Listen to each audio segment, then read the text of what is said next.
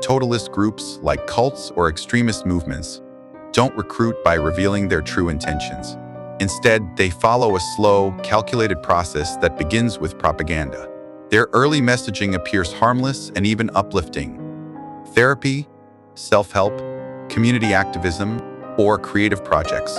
It emphasizes personal growth, healing, or social justice, ideas that feel universally good. But this is only bait. Over time, the message subtly shifts. The group begins to present the world in rigid, black and white terms. Us versus them, awakened versus asleep, pure versus corrupt. Is this still propaganda, but now it's used to emotionally isolate the person, guiding them away from outside perspectives and toward psychological dependence. As that dependence deepens, the next phase begins: indoctrination. The group becomes the person's primary emotional and mental support system, using praise, flattery, guilt, and manipulation of authority. They reward loyalty and suppress critical thought. Any discomfort or doubt is reframed as a personal flaw: you're resisting growth, or you're too damaged to see clearly. Over time, they encourage the person to cut off friends, partners, and family, labeling them as toxic or unenlightened.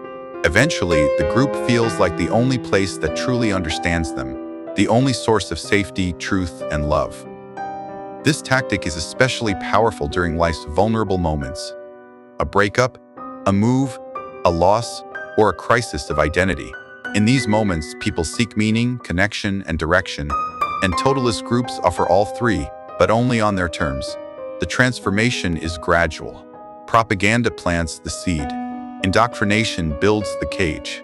And by the time the person realizes what's happened, their thoughts, identity, and values have been slowly overwritten. The danger lies not in weakness, but in misplaced trust. Totalist groups teach people to look outward for meaning, into the group, into the ideology, rather than inward, into their own conscious being. They sever people from their true self, replacing it with a manufactured identity. That's why this process is so dangerous, because it doesn't just steal your freedom, it makes you forget that it was ever yours to begin with, making people like mindless zombies who lost their identity and just wander endlessly.